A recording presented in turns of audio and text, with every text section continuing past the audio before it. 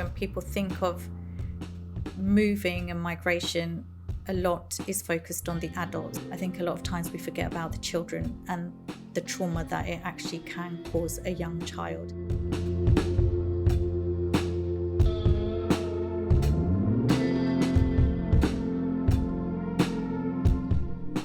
Claudia Lopez-Prieto felt torn from her Colombian home at 11 years old, and she made sure to recreate as much of that home as possible in Croydon.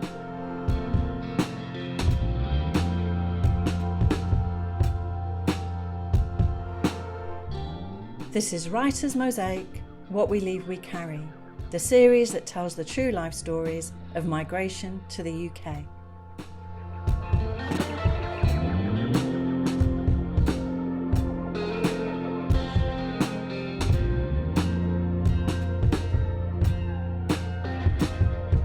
My name's Claudia Lopez-Prieto. I was born in Bogotá, Colombia.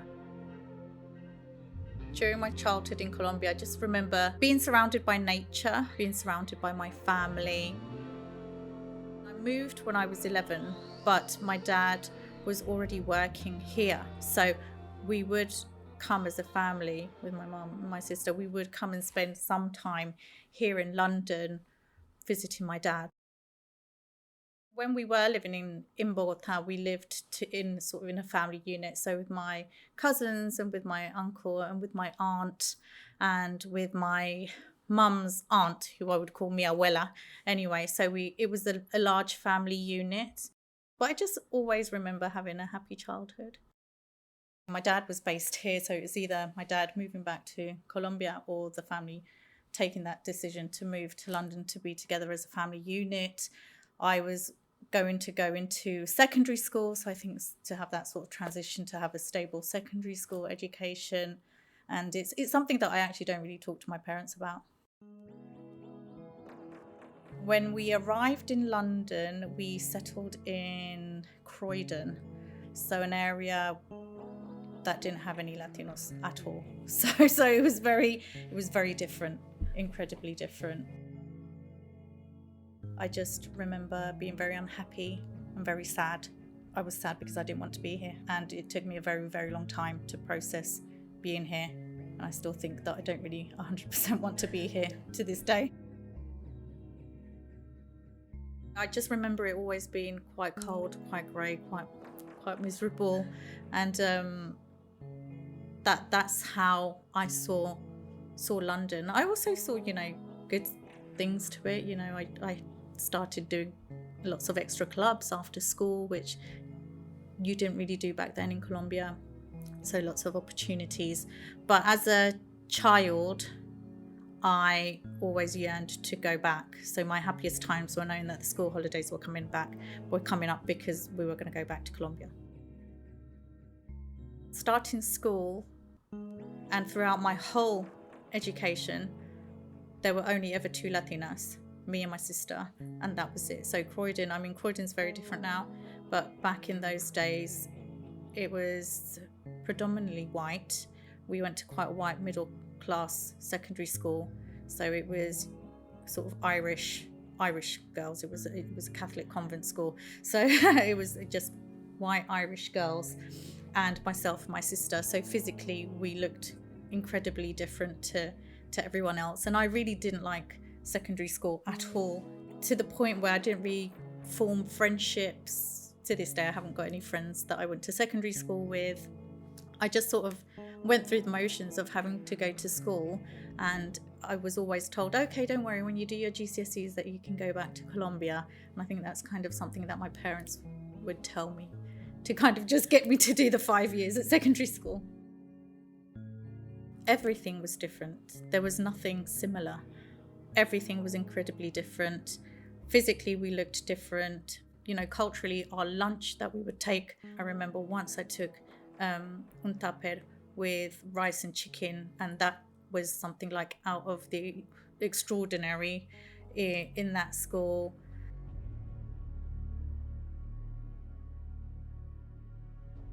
When we moved, Colombia was not in a great time, and having things said to us, which, racism from students and from teachers, So I just didn't like my schooling at all.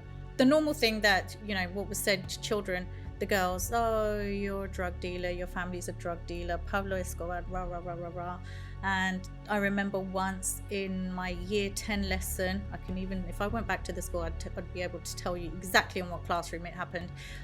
We came back from the summer holidays. Obviously, I had spent 6 weeks in Colombia. I am from Bogota, but my mum's family is from somewhere called El Tolima, which is very rural, very sort of beautiful mountains, and my granddad had a farm. We would spend a lot of time on the farm. So I came back and, what did you do during the summer? That's a normal question that you ask when you come back to school. And I said, I spent time on my granddad's farm, and we did this and we did that. And she started laughing and she said, ha ha ha, what does your granddad actually grow on that farm? My sister would get voicemails on her phone of children just singing like La Cucaracha down the phone just to like make fun.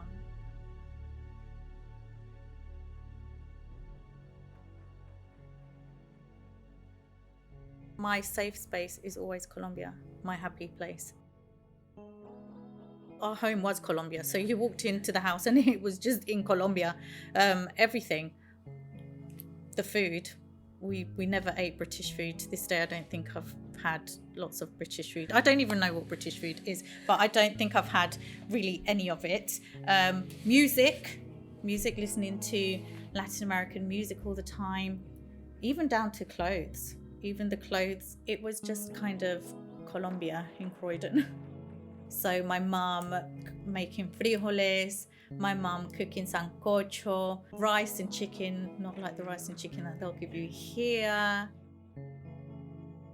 When I moved here, I wasn't a fluent English speaker. I wouldn't even think I'm a fluent English speaker now. I'm bilingual. I know that to some people you might think I'm incredibly fluent, but I don't see myself as a fluent English speaker because I've got lots of vocabulary missing, and that's normal because I wasn't brought up in an English household.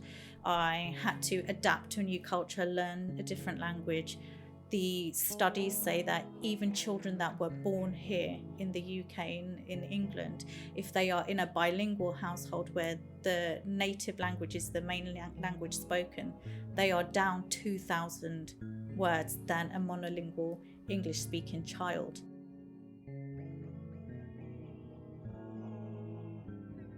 The thing that surprised me the most, when you go to the supermarket, you can't touch the fruit and the vegetable because you'll get shouted at. So I think things like that surprised me. You don't really know who you're living, who your neighbours are. You don't hear music all the time. It's very organised.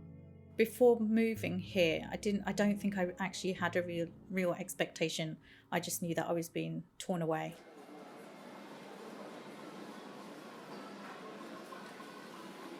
When we moved here, I knew that Elephant and Castle, that there was a Latin American cafe and I think one shop, because this was a long time ago. So there was one, and that was it. So that's when I was 11. And we hardly used to go down there. I mean, it was quite far.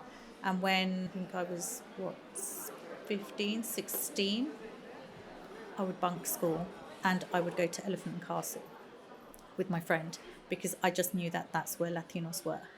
So that's kind of when I started sort of building those links. And then there was the one nightclub, El Barco Latino.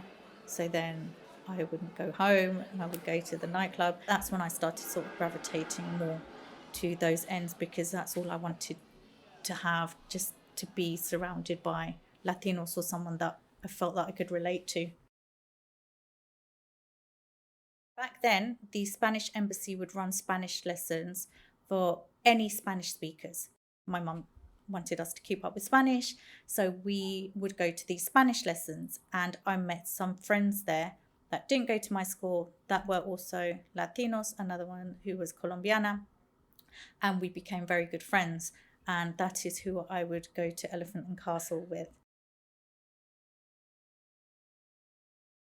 Croydon is a huge borough. I think it's one of the largest London boroughs, and it's incredibly diverse. And you've got pockets of areas with specific ethnic groups. So there are a lot more Latinos in Croydon now. You'll hear a lot more Spanish in Croydon. Nothing you can't compare to like going to Elephant and Castle or Brixton, but you hear it a lot more. Well, raising my daughter I think my household was even more Colombian than what my household was when I was growing up. So we always, to this day, still speak Spanish at home. The music, the food. I mean, my daughter went to university and she rang me one day and she said, Mama, what's a Kiev? And I said, I don't know. I think it's something to do with chicken. And so we Googled it together and I said, oh, it's this and this and this.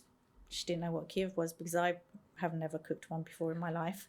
And I've never eaten one before. So even things like that sort of continued with not trying the food traditionally from here. I don't know. Is a Kiev British? I don't know where it comes from. But anyway, she'd never had one. I think of when I moved to London and I would hear Spanish and I'd be like, wow, someone's speaking in Spanish.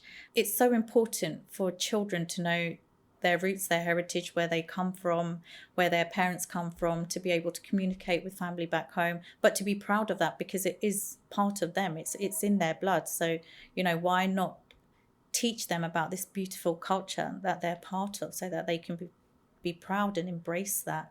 It's always been incredibly important for me as a mother, and it's incredibly important for me as a teacher as well to pass that on to my students. I became a teacher when my daughter started primary school. Bearing in mind, my mum actually was a teacher. So I kind of always had that teacher thing in the household.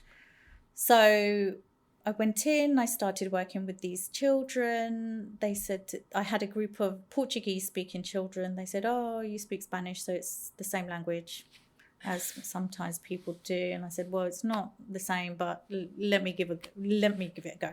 So I started working with these students and I really enjoyed it. I qualified as an ethnic minority achievement specialist. I teach EAL, English as an additional language, here at the school that I'm presently working at, which is English for students who are new to the country. So we're a very diverse school. We are, at the moment, depending on the day, I'd say about 27% of the school is Latin American, which is quite huge for a London school. The rest of the school, I would say, is Black African or Black Caribbean, and then with a pocket of different other ethnicities.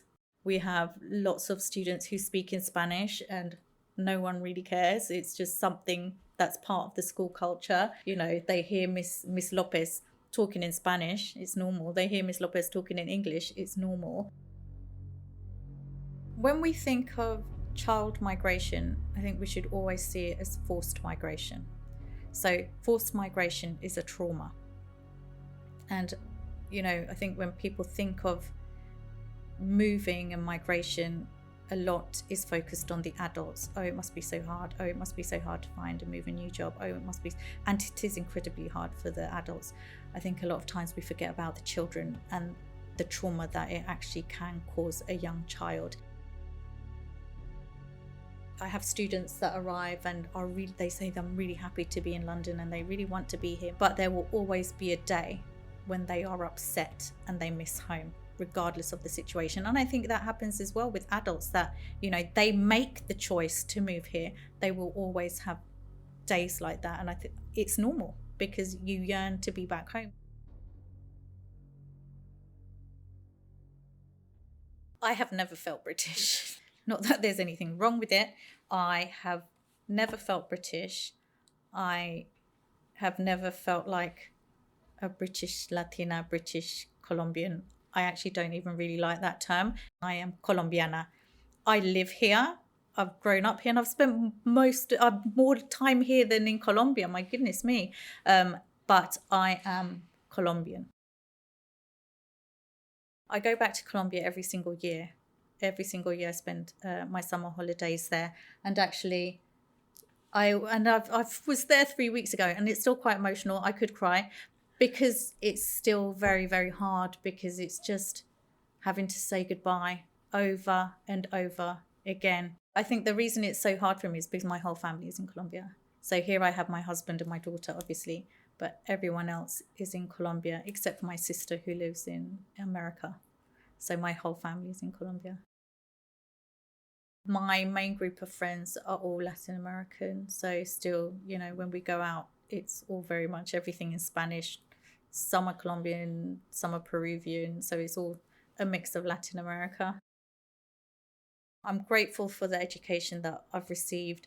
And if it wasn't for that, I wouldn't be where I am now, where sometimes I see my job or what I'm doing now is like I'm almost healing my own trauma through my students. And I always said when I started, particularly with EAL, I never want one of my students to feel how I felt growing up.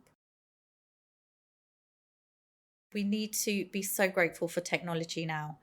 When I was growing up, we would talk to my family, I think maybe once a month, and you had to go and get the calling card and the £5 calling card, and it was super expensive, and the phone lines weren't that great. We would write letters, but in Colombia they would always steal the stamps, and it would just take forever to get there. So we need to be very grateful now for technology and WhatsApp, that you can just literally, you call them and as if you're here, send photos and group chat, family group chats. Migration is a never-ending journey. I don't think you ever really get to full circle, because even though however much I say I want to go back to Colombia, there are going to be things that I probably miss from here once I'm back there, and I think, oh gosh, it's not the same. I mean, Latin American, being Latino is fabulous. Couldn't think of anything better.